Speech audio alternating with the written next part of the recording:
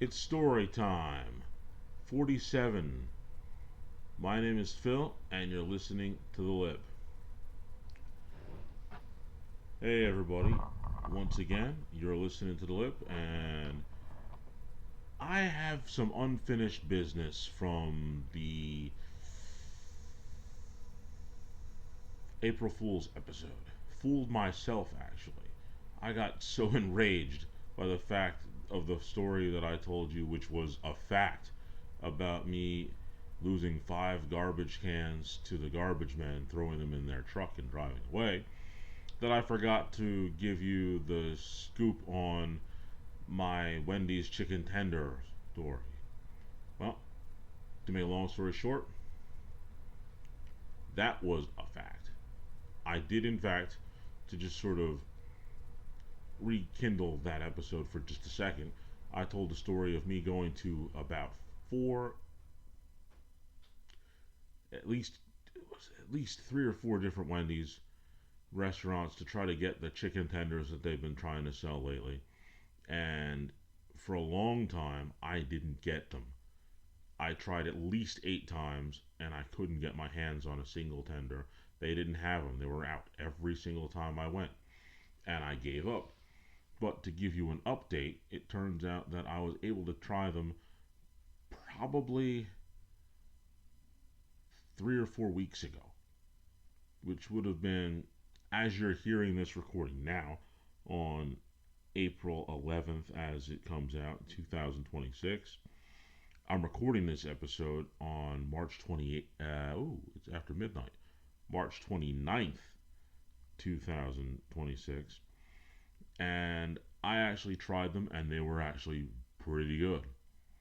So, to recap, I'm letting you know that I was enraged by the fact that the garbage cans were taken by the garbage men in that story, which was true, a fact. That I didn't actually tell you whether or not the chicken tenders at Wendy's, me not being able to get them after 8 attempts, was in fact true or fact or fiction. And it was in fact a fact. It took me forever to get them, but I finally did. But for the first long time, couple months, I never touched them because they were out of stock every time. Now that we've gotten rid of the old business, we can start talking about the new business. And the new business is story number Hitman, which is 47. Always have to say that number with reverence. Love Agent 47.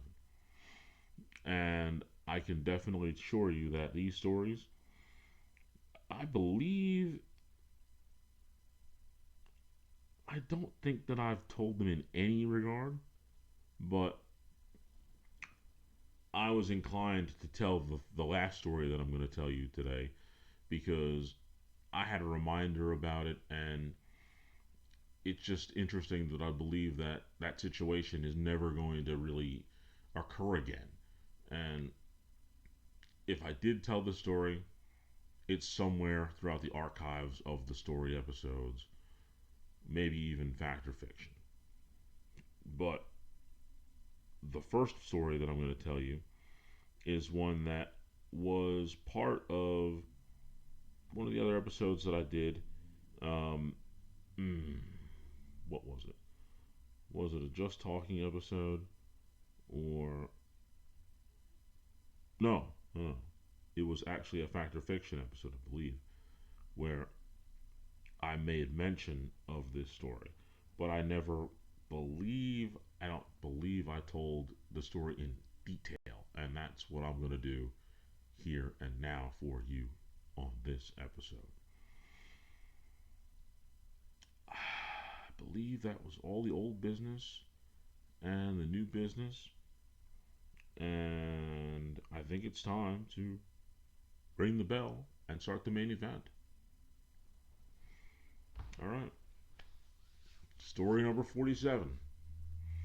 Anybody who has listened to the episodes of The Lip before know that either on Spotify or here on the YouTube channel at Phil the Lip, you all know the whole purpose of the story episodes here. So I'm going to give it to the people, which I don't know why I didn't do this before. the people who've not listened to a story episode, just give you a little bit of information on how it works. I'm simply going to tell you stories that have happened to me. It's just that simple. I'm going to tell you three stories, and I hope they entertain you. It's really that simple. The first story I'm going to tell you is one that I had promised to expand upon. And I don't believe that I had done so before now. So I'm going to do it right here, right now, as they say. Um, that story begins with me having purchased a beautiful 87 Monte Carlo, loved it to death, but I hit a deer. And this car was ridden very hard. Now, to give you an example of just how hard I rode it, it was my race car, essentially. Daily driver and race car.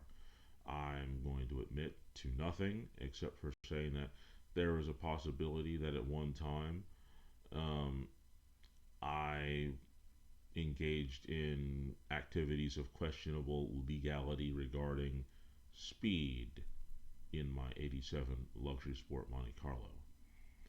And as a result of those activities of questionable legality, I was, how could we put this,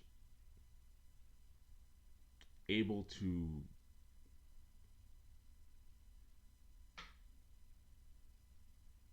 acquire 55 victories out of 56 in those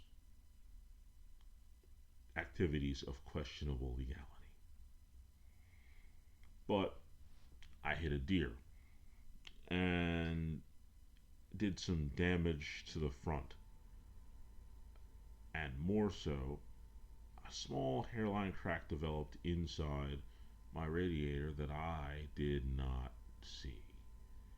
And over the course of probably 3 months, we're talking about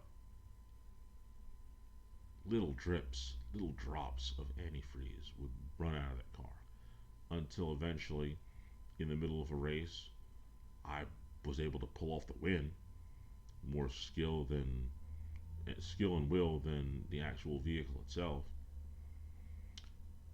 I noticed that my car was overheating. The Monte Carlo was overheating. So I go and I start putting coolant in it, and I'm thinking, everything's cool. Turned out that everything wasn't cool. The radiator had a leak in it, and it had, for lack of better terms, destroyed my engine. And so I needed another vehicle. And I thought to myself, what do I want next? And the vehicle that popped in my mind was, well, I was really interested in that OJ Bronco because at the time I had a Ranger which pretty much fell apart without any help from me, whereas a Monte Carlo hit the deer, or else I'd probably be still driving that to this day. But I said to myself, let me go get that Bronco because I seen one at this buy here, pay here, which of course was the first and last time I ever went to one of those. Not really. But this particular buy here, pay here had a reputation of giving everybody and anybody the opportunity to buy a car. I feel okay because that buy here, pay here is long since gone. So I'm going to talk a little bit more freely about the situation that happened. There was the OJ Bronco that year. But for some odd reason, this was a particularly cheap Bronco to be a 94 Bronco. Eddie Brower edition. And it was $3,000. What do I know? I'm a kid. At the time I was 21, 22. And I figured, hey, I can pay here on this car, use my refund check from school to put a good chunk in it, and I can pay the rest of it weekly, and it wouldn't be that big a deal because I was working at Wawa at the time. I had a steady check, and I was able to do it. No problem. Problem. As soon as I get the thing, started having little problems. The first one was the gas gauge didn't work, so I ran out of gas. Wasn't really happy about that, but it was a simple thing. Put some gas in it, bigger tank than my Monte Carlo had, so I wasn't really used to the monstrous gas tank that it had. You live, you learn. You understand how that works. But then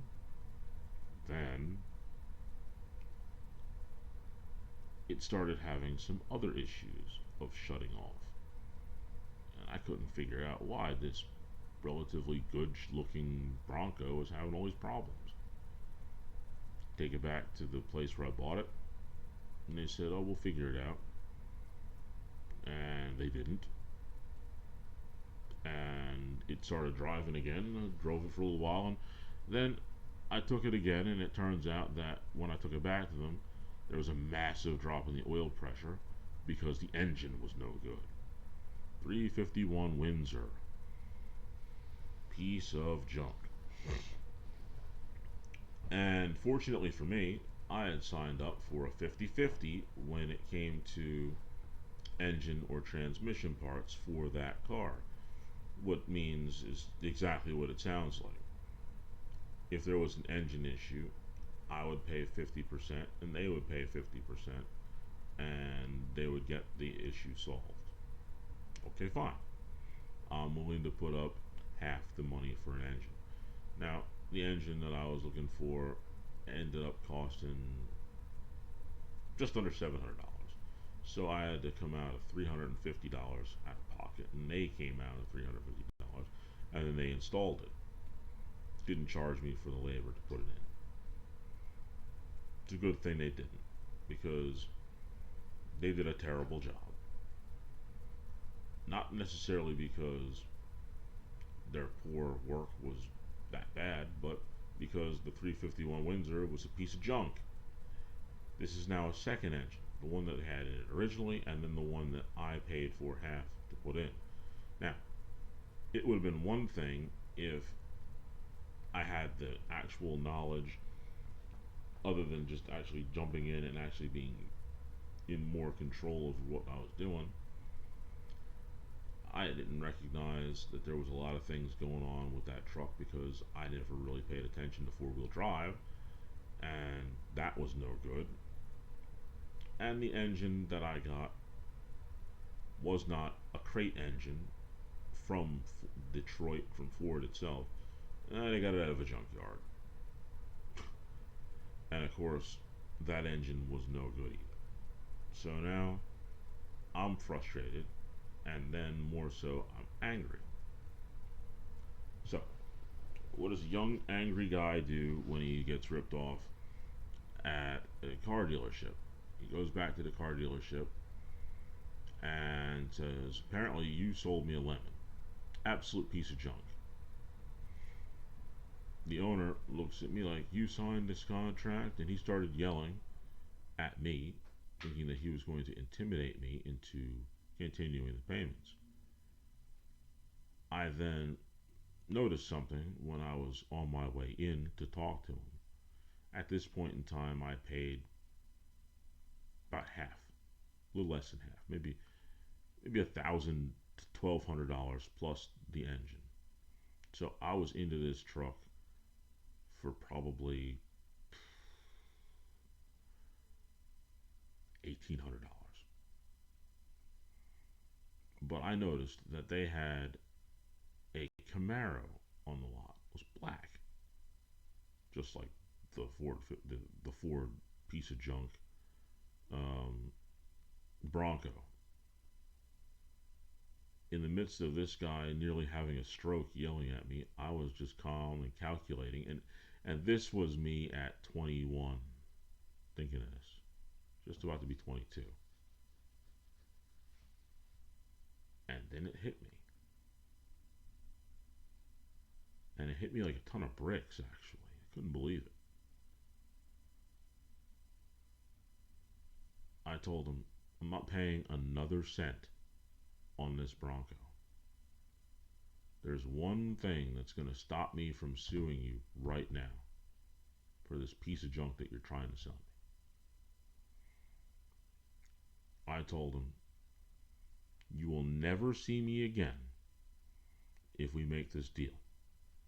I'm not coming back here whether this works or not.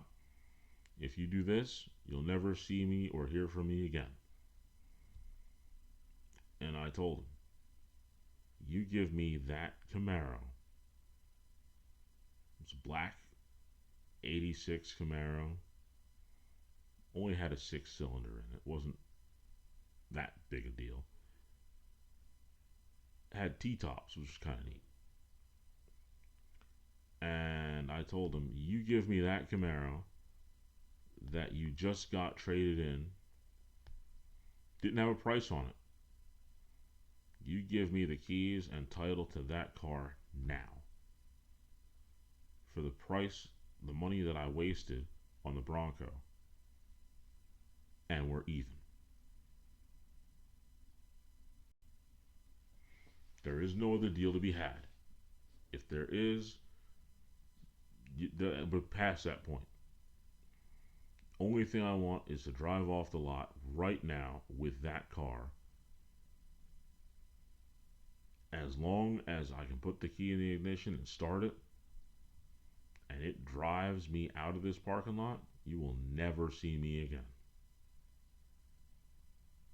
He stopped for a second, knowing that he had already previously told me that he owed $5,000 to somebody, and he lucked out and got a lottery ticket and actually got $5,000 in a lottery ticket. And he was going to give the person he owed, instead of the $5,000, which I can only assume he didn't have, he was going to give that individual the lottery ticket to cover his debt. So I believe that in his mind, his little pea brain started ringing, and he realized, well, you know what? That's one less headache. If we just sign the paperwork to that Camaro, let him have it, and then it's over.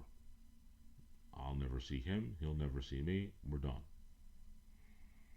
Sure enough, he took the bait.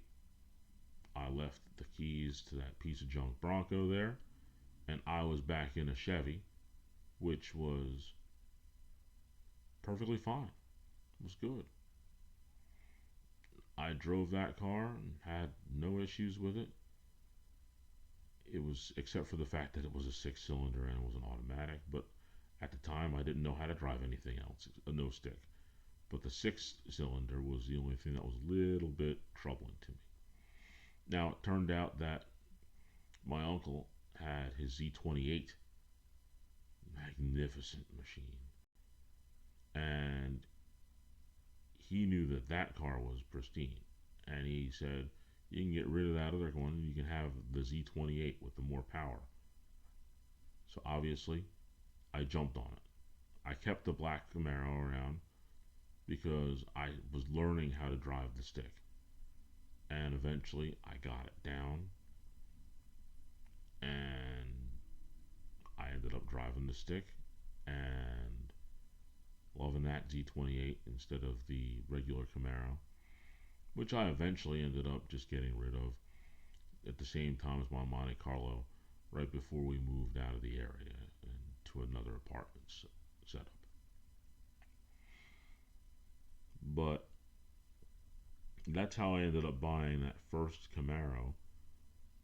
I ended up essentially giving an ultimatum to the guy at the dealership that I was not going to pay another cent on that Bronco, and the only way that he was going to avoid having some sort of Better Business Bureau lawsuit coming at him about the ripoff that he gave me was to just simply give me that Camaro for whatever I'd already paid. It's a good thing. It worked out. I rolled the dice and I got sevens. What am I going to tell you? It worked that time. Would it have worked against somebody else? I don't know. But I know this guy was hanging on his last legs, and it wouldn't be too long before his crooked business practices ended up having him shut his doors, which I'm grateful for. And I believe that the general public is also better for the fact that he is no longer in business. Next story. Prior to my youngest daughter Maggie being born, the other two, the boy and the girl, Aurora and Matthew, went to a daycare that was just up the road when we were living at my mother in law's house. This was a nice spot. They were fresh opened. The lady who owned the daycare center was originally doing a daycare center out of her house, but she started getting a lot of kids to the point where it was not feasible for her to continue to do her daycare center at her house. She needed more space and she needed more people. And she was able to find both in this little daycare center that she was able to open up that was literally across the street, a block away from the house. She put some time, some effort into it, and she was renting the space out. And it was a good situation.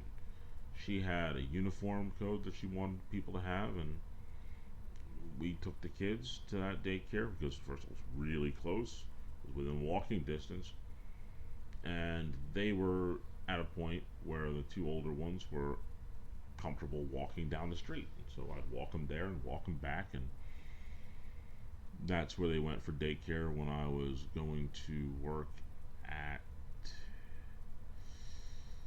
where was I working at that time?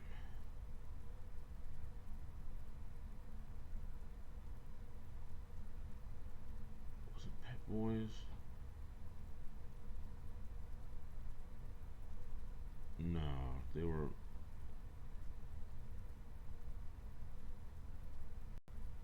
Can't remember where I was working at the time. Was it Pet Boys?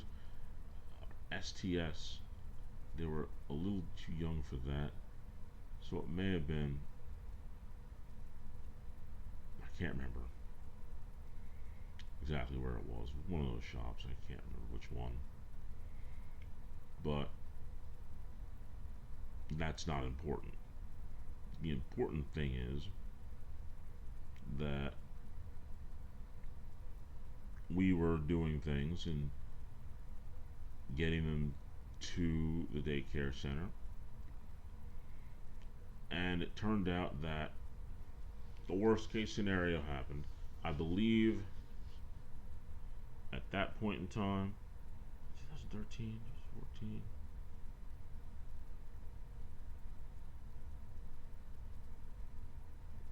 Sounds right.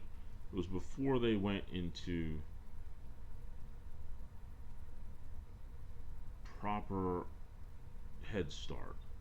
I know there were maybe like two or three, maybe three or four. It was just before they went to Head Start. And we had missed a couple of payments for the daycare, but we were making it up. It wasn't going to be that big a deal. We're gonna catch up to them. We told them just give us a little bit of time. We're going to make those payments. Happens to everybody sometimes where you miss a payment here or there. Then what would be considered crazy and unthinkable happened. The daycare was closed for a while because they had a massive water main break during an extremely cold situation, and it flooded the entire daycare, and the daycare was closed for weeks.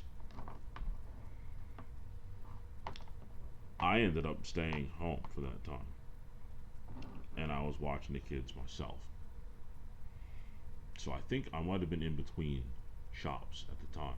It's a very possibility. In fact, I think it was. And I was able to just stay at home and watch the kids.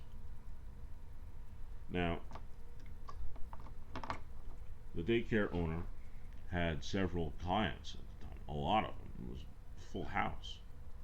And as a result of having that full house, she was losing money hand over fist after the repairs got done. But of course, the daycare center had to have its insurance, and she was renting it from somebody, and they had their insurance.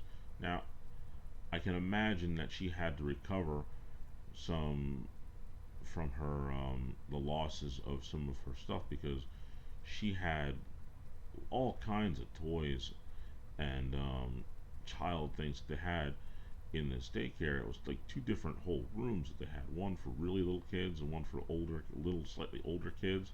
And there was all kinds of play sets and stuff that were in there that had to get damaged because of the water. And it was, like I said, it was weeks. And then she ended up closing shop. And the reason why she said it would took them so long before she closed shop, she said, because there was an extreme amount of mold that had built up after the water had done its damage. So the daycare was covered in there was mold, and I'm like, ugh. We're definitely not bringing the kids back to this place when it's just filled with mold. We can't have that, especially at the time Aurora was having some because she was a preemie. She had some lung issues, and she was on a nebulizer from time to time. It just wasn't worth bringing her to that place anymore. And then the daycare center started to be extremely aggressive, trying to get their money from us for the I think maybe 2 months that was there, which makes sense. You'd figure you'd want your money. And then what I believe was the catalyst where we weren't paying them any more money. They weren't getting a dime from us because there was more to the story. It's bad enough that there was a water main break, what do we call it, a pipe burst in the daycare during a really extremely cold situation, which made a lot of water damage, and there was some mold that was in there. But it turns out that there was already mold in the daycare center. And we obviously were not notified about the mold. And then what makes it even worse, the coup de grace, when they were ripping out the stuff in order to find out about the mold and how deep it went, they discovered asbestos in the daycare center. Asbestos. So, not only was it filled with mold, but it also had asbestos. And all of our kids and all the other people who were there, their kids, had potential exposure to asbestos from being in that building. Once we figured that out, we gave her a phone call and said, hey, you should have known that there was asbestos in the building. We're not paying anything because you pretty much exposed our kids to asbestos all day long and us to asbestos when we go into the building to try to get our kids out. If anything, we should be looking for you to pay us. And at the end of the day, very quietly ended the relationship between the daycare and us. It was pretty simplistically over. It was thank you for being there when we needed you. Thank you for supporting us. Bye bye. We sort of parted ways at that point. Now, to tell you just how bad the owner of that building was, not even the daycare lady. She was just a renter. She was a tenant. There were one, two, three, three other attempts to put a daycare in that spot prior to us leaving the area. And two of them essentially went in there and noticed that there was probably that the owner who had the building didn't get all the asbestos out or didn't attempt to get the asbestos out.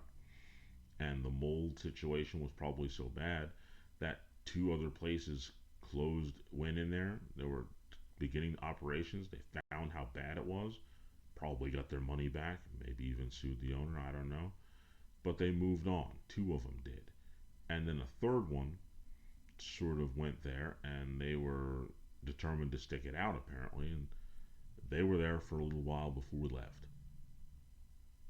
But apparently, the owner of the building did not do their due diligence and take care of the situation like they should have and cleaned it up, or else A, the place that we were at would still be opened. B, one of those other places that tried to open after them, the two would have still been there. And C, I'm thinking that the people who finally ended up in there, who ended up closing too, must have helped the owner clean it up, paid for it, whatever. But to me, it was just insane how bad it was that there were three other spots that tried to open there and they couldn't because of the same problem with the asbestos. It's just horrible. Now, my whole thought process between the asbestos and the mold, which one's worse? The answer is both of them. It was just a nightmare. One that I would never want to have to recapture or even consider. Just a terrible situation overall. You don't want your kids exposed to any of that. And then, of course, I'm thinking that she not only had to consider the families with their children being upset about being exposed to asbestos, she had to consider her employees who were working for her, who were in the same exposure that the children and everybody else were in. I mean, it just didn't make any sense. It was terrible.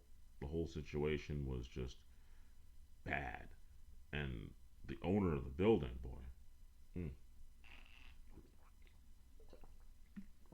the owner of the building, that guy really had some issues, in my opinion, because it was years before he had a tenant that actually was viable and could sustain the building. It's insane how that all came down and about. I don't know, man. I don't understand. And this was in, you figure the kids were, you said 3 and 4, which means that we're talking 2015 ish.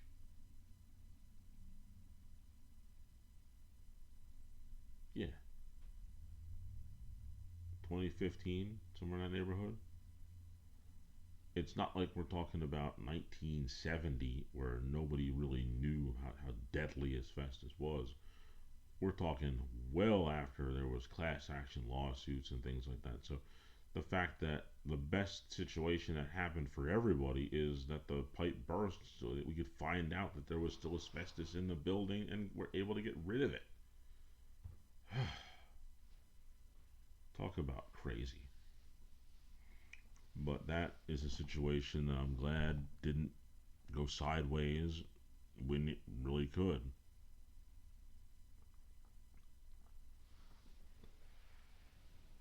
Lastly, I want to talk about somebody that I don't remember if I did. And if I didn't, I feel ashamed that I didn't. And I'm going to talk about him now.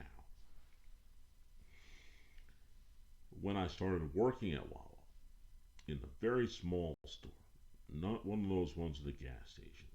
You know those buildings that you see from time to time when you roll around anywhere in Philadelphia or New Jersey that have stone fronts that look like there's just stones up against them, and they're usually on the corner of a lot. Those buildings were sold by Wawa, or they had left those places, and the people who owned the building rented them out to somewhere else, but they didn't change the front because that's what Wawa did. They had that stone sort of front on the buildings, if you can remember correctly. I find it really interesting and enjoyable to drive around and see those buildings like that because I knew right away that, well, that was a Wawa at one time, even not being from the area, just because of I know what the design was. And I worked in one of those when I was in Lakehurst, and that was the first Wawa that I worked at. In fact, I worked at that Wawa for 6 of my 8 years with the company, 6.5 of my 8 years in the company. And in the beginning, probably in 2000,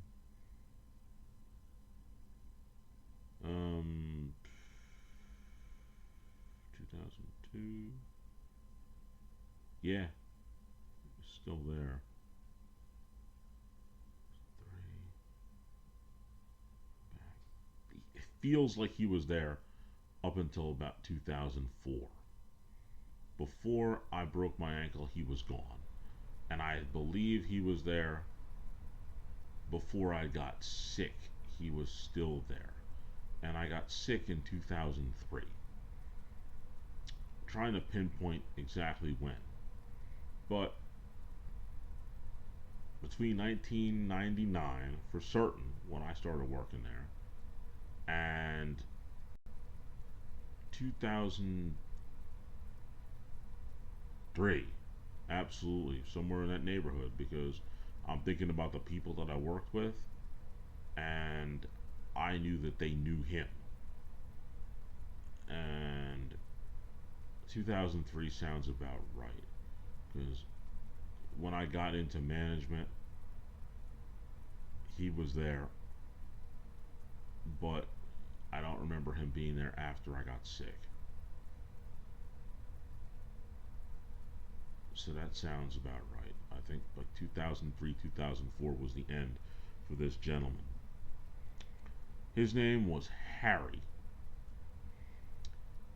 He was an elderly guy, and his brother owned a junkyard not too far away from one of the Wawa gang members, one of my favorite Wawa gang members, Joe, gentleman who had a little bit of land, decent amount of land, just down the road from my house at the time, where he had some cows and pigs.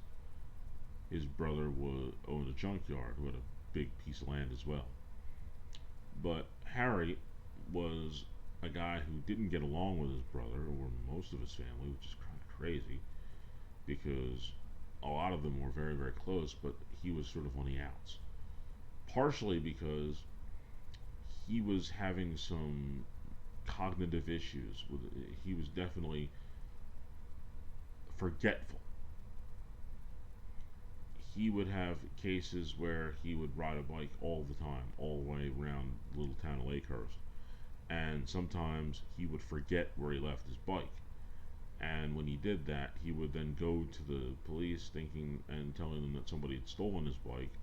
And within a few minutes, they would find it because it wasn't stolen. He just literally forgot where he left it. Now, he would do that so much after a point where the police were like, we have to do something for him or with him. And so what they did is they went to my manager, my first manager at Wawa, and they asked him if he could just sort of stay there and sort of help out so that he could feel useful and he would essentially, for lack of better term, stay out of trouble. My manager agreed. He was like, no problem. He just set him up and he said, hey, you can come here whenever you want and you can fill the coffee cups and the coffee carriers and the coffee clutches, which are those little brown things you put around a coffee cup so that you don't burn your hand. And he expanded his time. He wasn't an employee, he didn't work there, but he filled the cappuccino machine and he kept the coffee island clean. And if there was ever pots of coffee that were empty, before, you don't want them just stay on the burner. What he would do is, it was before the those big carafes they have now. We just had coffee pots, but obviously the coffee pots had their frailties.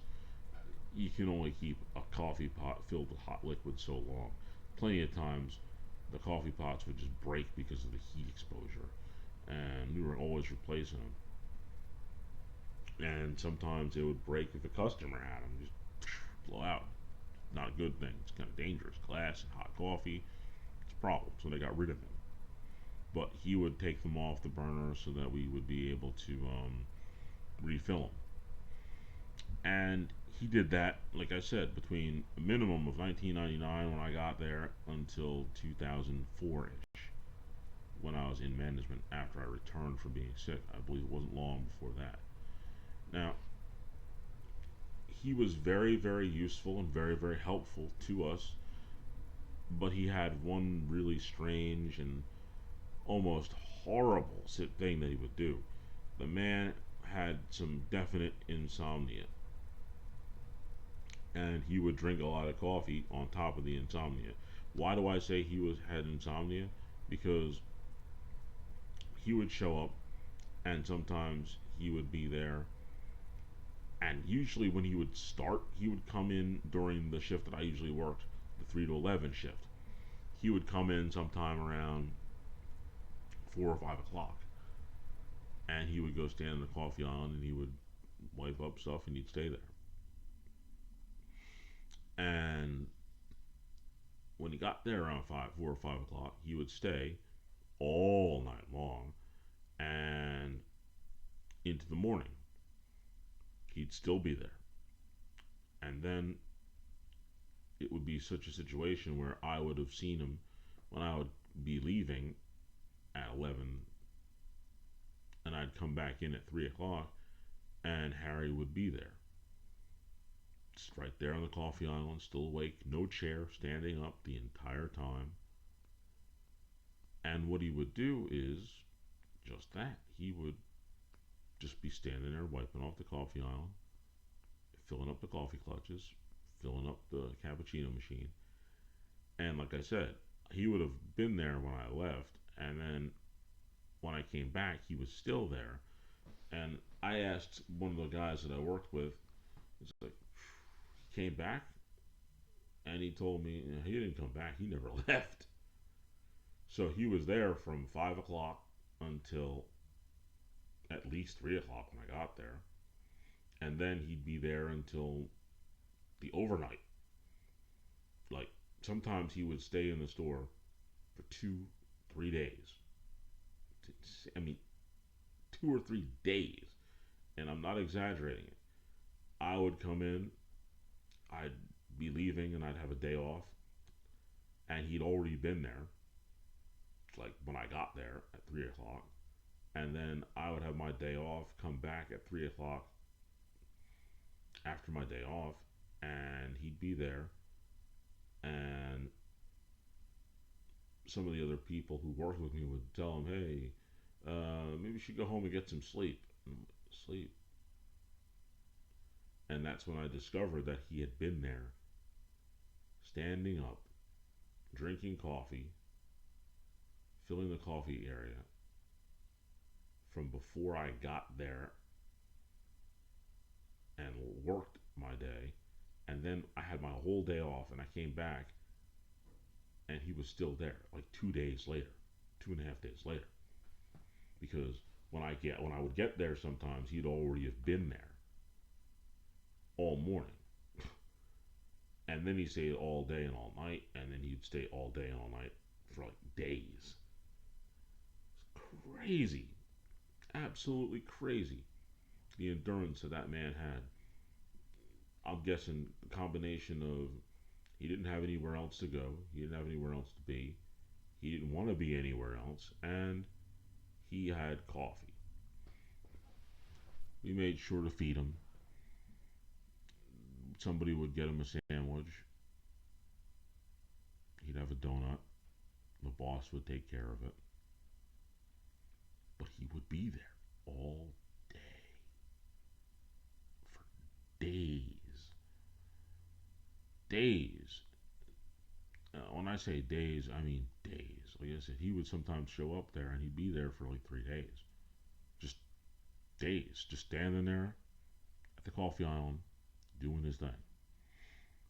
Now, when he would leave, he would say his goodbyes and we'd say, "All right, see you later, Harry." And then we wouldn't see him for maybe 2, 3 days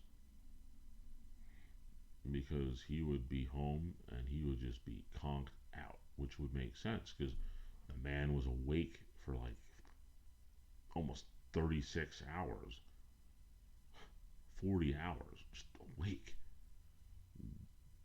Like his body needed to just shut down, and that's what he would do. And then maybe 2, 3 days later, sometimes the longest I remember him not being there was 4 days. But then he'd come back full of energy and he'd stay another 2, 3 days. Like just stay 2 or 3 days. Wasn't getting paid. Remember that part. He was not getting paid. He did this for free, with the exception of he would get fed.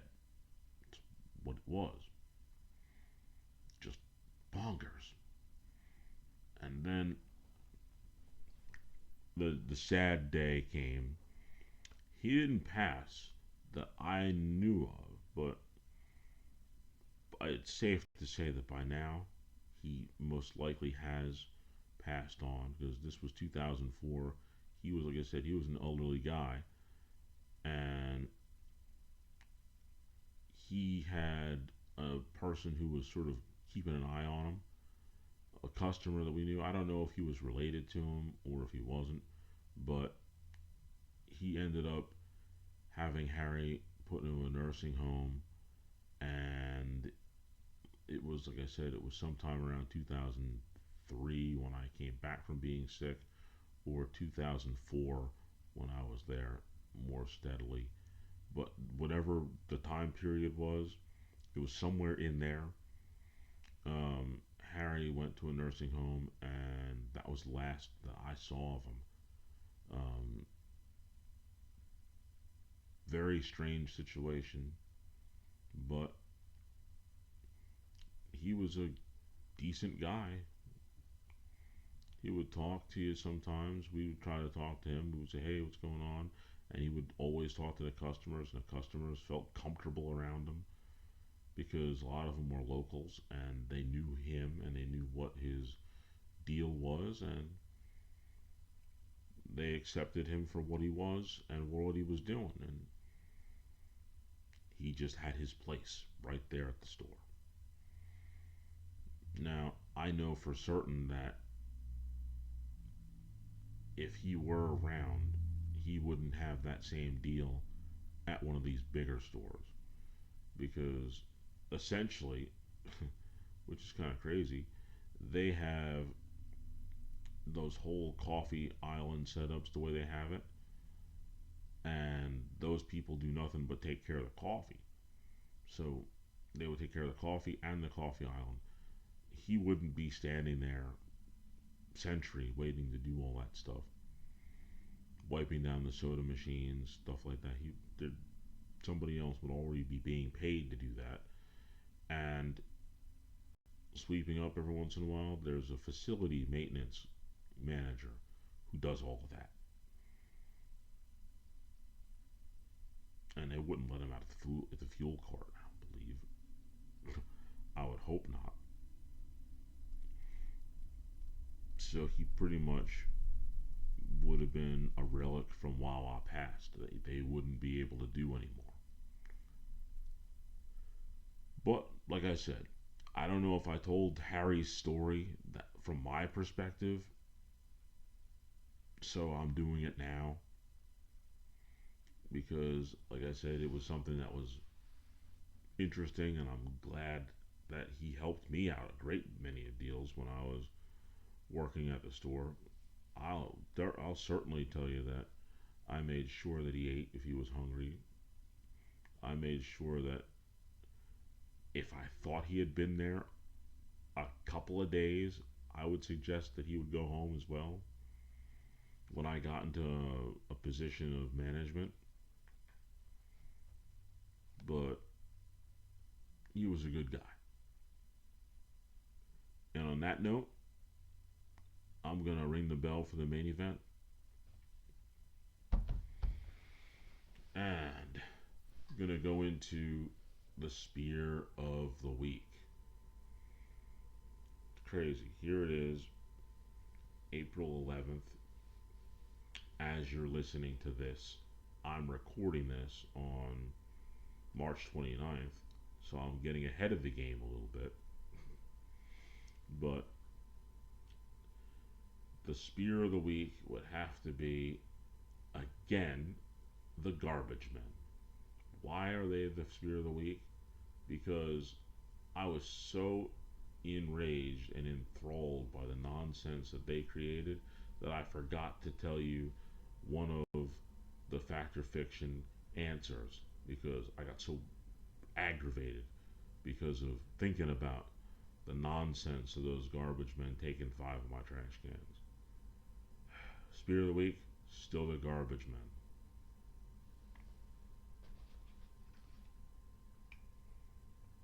All right, I'm gonna do one of these questions that has three things that with one thing in common. I got the last one, but I said I had to really think about it a little bit because it was kind of tricky because these are really cool. Some of these things are hard to figure out. It just I had to think about it because I only knew of what two of them were. The other one was really got me, and that's really what the trick is to try to isolate it and figure out what two of them are. And if you can figure out what two of them are, you could probably figure out what they all have in common. And this time, I'm gonna go into let's see.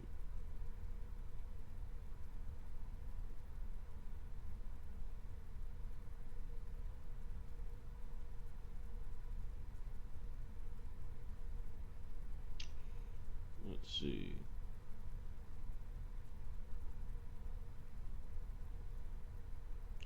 I might be able to get this one, so I'm gonna go with this one.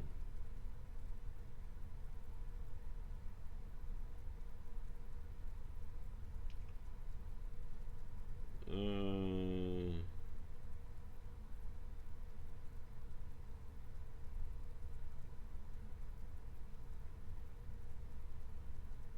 I know I can get this one, so I'm gonna kind of cheat.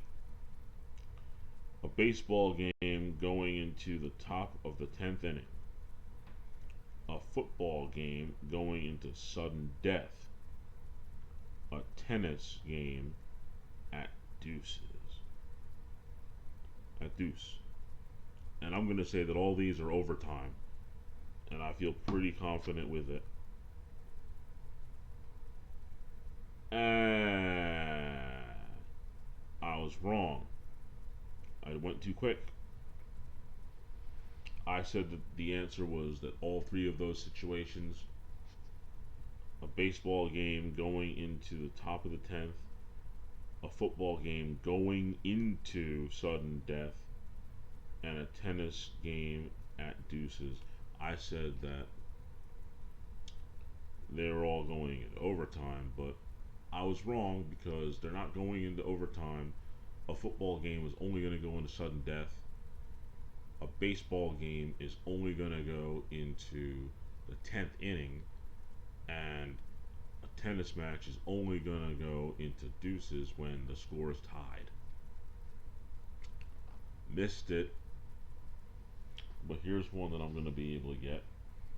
These are questions that I love, questions that are really interesting. And the one that I'm going to go with right now is going to be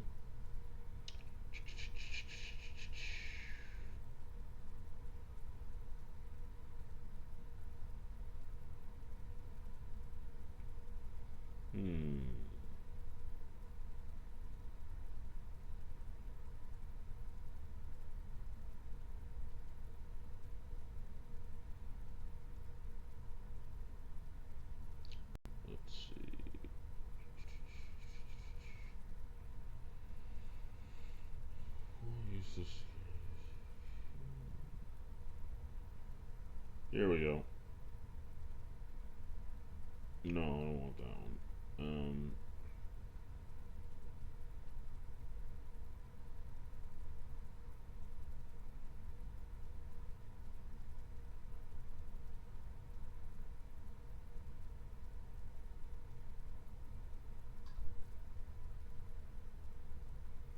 Hmm.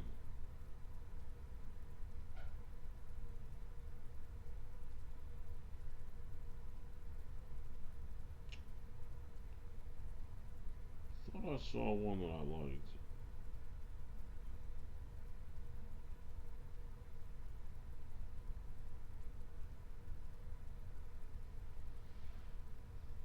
Hmm.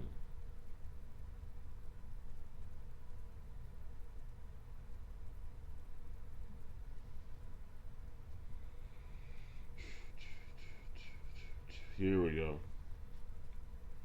This one will definitely do. If you were to enter food eating contest, what would you want the food to be? If I was to enter a food eating contest, what would I want the food to be? Well, I'm practical in that way. I may have said that I've mentioned that I was a near competitive eater and I wanted to try the Nathan's hot dog eating contest, but I never did. Excuse me. And I believe that my window is far shut to that. I don't have that capacity to gurgitate the way that I used to. The most hot dogs I ever ate was 24, and that wouldn't even get me fifth place nowadays. Earlier on, when I was able to eat 24, that was when I was actually in high school when I ate 24. I was a sophomore, I believe it was, when I ate 24 hot dogs. And at that time, we're talking 93, 24 hot dogs would have been good enough to win a region and in the Nathan's contest and would have actually been able to put me on the stage at Surf and Stillwell. It would have been an effective strategy back then. It wasn't the hardest thing in the world to do, but like right now, if I could do it, I would say it would absolutely not be because Chestnut's eating like 75, 80 hot dogs now. And there's no way to beat him. But back then, in '93, hot dogs would have been the choice. Um, the hardest thing I've ever eaten was pancakes with the 26 and a half that I ate. And what really makes it difficult was the fact that if you were having the pancake eating contest, the one that Crazy Legs would win all the time, it was pancakes and bacon. So you'd have to eat bacon too. So that's not an easy one. Um, I was totally off of donuts. The most I've ever eaten is a dozen. I could have probably eaten more, except for the fact that they were greasy when I ate that dozen. It was just disgusting, and I did that in my junior year, and mentally I've still not been able to get over that. Pizza is my absolute favorite food. Um, I've eaten a big one, the 24-inch pizza. It took me an hour to eat, and I did that twice. One time was 59 minutes, and the other time was like 56 or 57 minutes. But it was a 24-inch circumference pizza, a huge pizza. Um, that wouldn't be something that I wouldn't want to do. I could consider that, but in truth, the contest that I would want to do would be pasta because I came up with a technique for that much easier than anything else, and I would particularly hope that it would be penne pasta. That would be the contest that I would want to do. And it's simple. My technique is the most pasta I've eaten at Olive Garden was 11 bowls. And the reason why I ate 11 bowls was because I chose penne pasta, not linguine or fettuccine or spaghetti, but penne. Why? Because you don't have to chew it. If you do it right, you can just put it in your mouth and you can swallow penne pasta very quickly without even any fear of choking. You can just swallow it. It's really easy.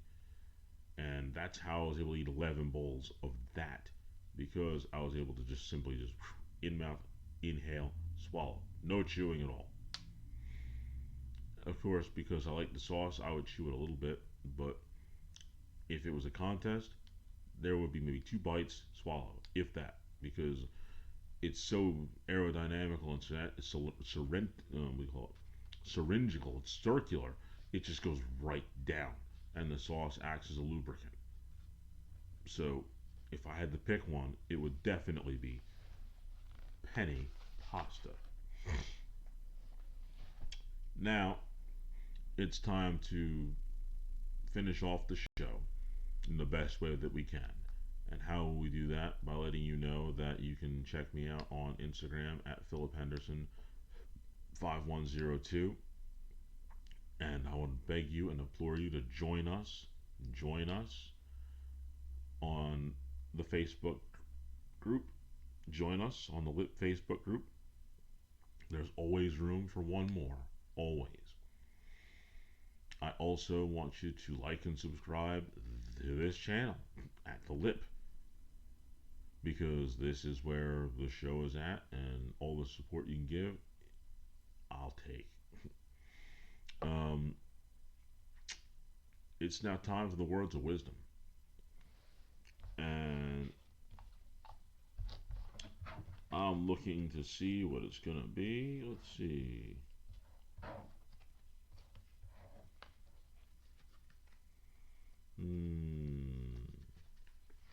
I want to use this one for the 4th of July show, so I'm gonna hold that one till then. I'm just gonna put that to the side. Um, Here's one. This is a good one. The words of wisdom.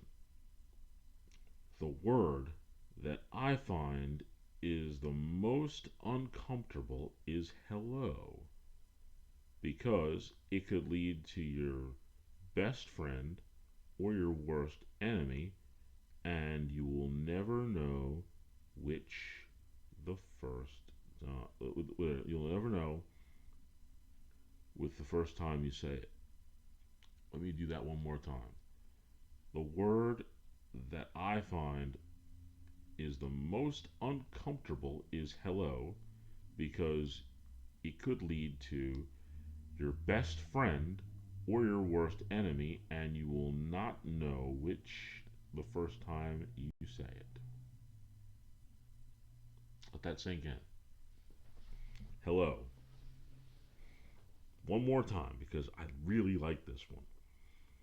The word that I find is the most uncomfortable is hello, because it could lead to your best friend or your worst enemy.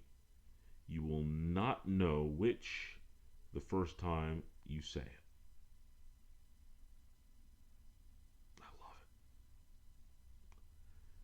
it. And on that note, I had a fun time doing this show. My name is Phil, and you've listened to The Lip. That was easy.